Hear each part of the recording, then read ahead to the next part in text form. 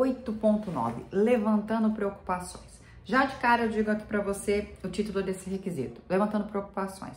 É muito comum as pessoas só tratarem, e às vezes em cursos, em apresentações, falarem só de denúncia. Tanto o programa de compliance, como o sistema de gestão de suborno, sistema de gestão de compliance, a gente trata de preocupações. Por quê? Porque às vezes a denúncia, eu não vou só tratar da denúncia.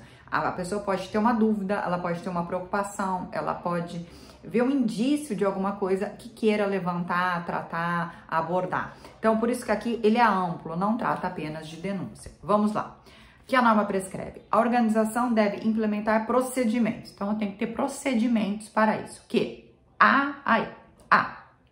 Incentivem e permitam que o pessoal relate de boa fé ou com base em uma tentativa razoável de convicção, suspeita ou real de suborno, ou qualquer violação ou fragilidade, fraqueza do sistema de gestão de suborno para a função de compliance de suborno ou ao pessoal apropriado, seja diretamente ou por meio de uma terceira parte apropriada. Então é o seguinte, eu tenho que incentivar e permitir que o pessoal, claro, sempre com boa fé, ele traga qualquer situação aqui, no mínimo, como diz aqui, com base em uma tentativa razoável de convicção, uma suspeita ou realmente algo real de suborno. Então, eu posso levar a função compliance de suborno ou a quem seja apropriado um terceiro, até um canal realmente de denúncias, eu traga essa preocupação, né? Eu relate isso.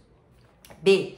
Exceto na extensão necessária para avançar uma investigação, requeiram que a organização trate os relatos de forma confidencial para proteger a identidade de quem relatou ou de outros envolvidos ou mencionados no relato. Confidencialidade. Então, assim, na investigação, as pessoas que vão participar da investigação vão ter que saber de todas as informações, inclusive se for uma denúncia que não seja anônima, que você saiba quem for fazer todo aquele tratamento. Senão, eu tenho que garantir, exceto isso, como é muito claro aqui, eu tenho que garantir a confidencialidade. Então, se eu quis me identificar, que seja garantido, ou que às vezes no processo seja verificado quem é, tanto o denunciante como, obviamente, o denunciado, a gente vai saber que seja garantida essa confidencialidade, inclusive do denunciado durante o processo da investigação. C. Permite o relato de forma anônima, então eu tenho que garantir o anonimato. Então eu tenho que ter um processo, um canal de denúncia que seja garantido o anonimato. Aqui esse ponto a gente tem que tomar muito cuidado. A gente recomenda que seja um canal de denúncia terceirizado, por quê? Porque muitas vezes são sites ou telefones que você liga lá que não tem relação nenhuma com a empresa, a não ser esse processo de contratação, esse contrato, né? Em que você garante um anonimato. Por quê? Porque às vezes um e-mail, eu posso verificar quem mandou o e-mail. Existem possibilidades de você mandar um e-mail de forma anônima pela internet. Só botar lá, dar um Google, colocar lá e-mail anônimo, que você manda um e-mail de forma anônima. Pode ser feito isso, mas a gente pode, dependendo de uma pessoa do TI, às vezes que participem disso, que tenha conhecimento, ou quem tenha conhecimento maior, rastrear o IP e pode descobrir quem fez isso. Então, assim, claro, é mais complicado, mas a gente tem que garantir um anonimato, inclusive do meio que você está garantindo o anonimato, né? Então, o meio que a pessoa faça a denúncia tem que garantir esse anonimato, né? Eu possa fazer de forma anônima. Então, não pode ser um e-mail, um canal que eu tenha que me identificar necessariamente. Tem que ser garantido que eu possa fazer de forma anônima. D. Proíbam a retaliação e protejam aqueles que façam o relato da retaliação. Então, eu tenho que proibir a retaliação, ou seja, não é anônimo ou foi identificado de alguma forma quem fez aquilo, não pode ter uma retaliação, e proteger aquele que fez o relato, né? Então, proteger da retaliação após eles, de boa fé ou com base em uma convicção razoável, terem levantado, relatado uma preocupação sobre uma tentativa de suborno, real, suspeita ou violação da política anti-suborno ou do sistema de gestão de suborno. Por quê? Porque às vezes eu posso levar para função compliance anti-suborno uma preocupação minha, então tem que ser garantido que eu não sofra uma retaliação. Claro, eu levei de forma de boa fé, eu não posso sofrer uma retaliação. Eu estou levantando uma preocupação, uma suspeita, eu não quis fazer uma denúncia, quis lá trocar uma ideia com o responsável, por exemplo, da função compliance anti-suborno. Eu não posso sofrer uma retaliação por conta disso.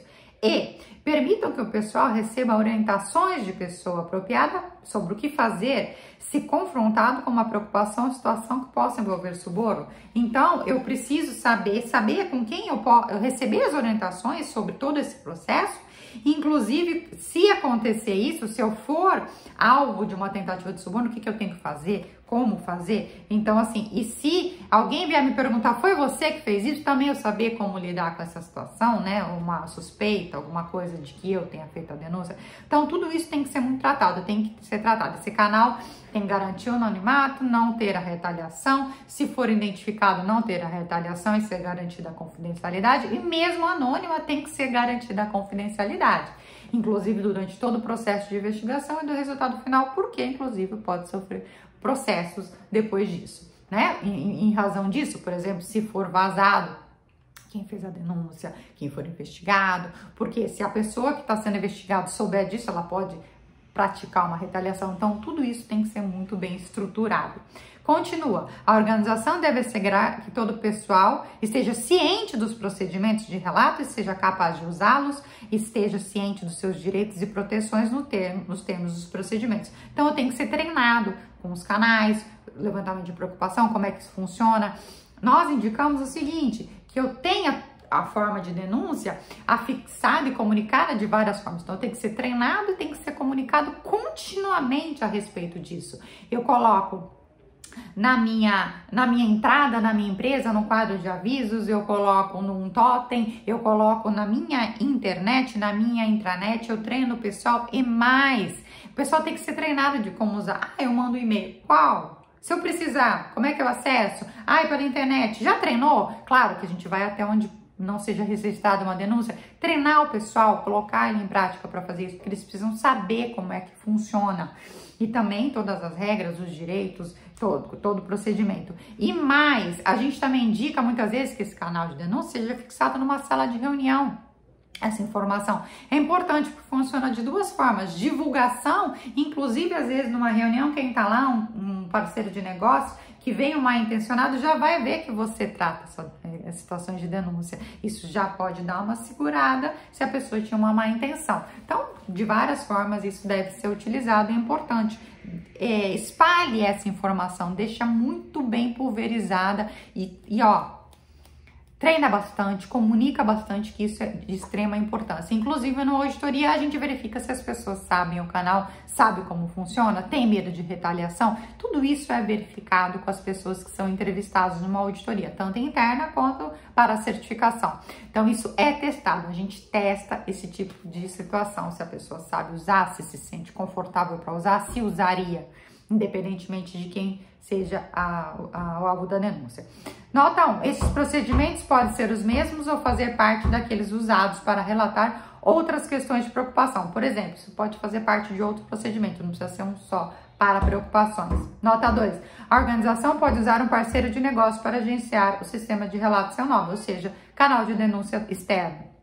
E nota 3. Em algumas jurisdições, os requisitos B e C anteriores são proibidos por lei, a parte da ser anônima e a parte de ser confidencial. Nesses casos, a organização documenta a sua incapacidade de cumprimento. Isso é normalmente fora do Brasil, então isso tem que ser levado em consideração.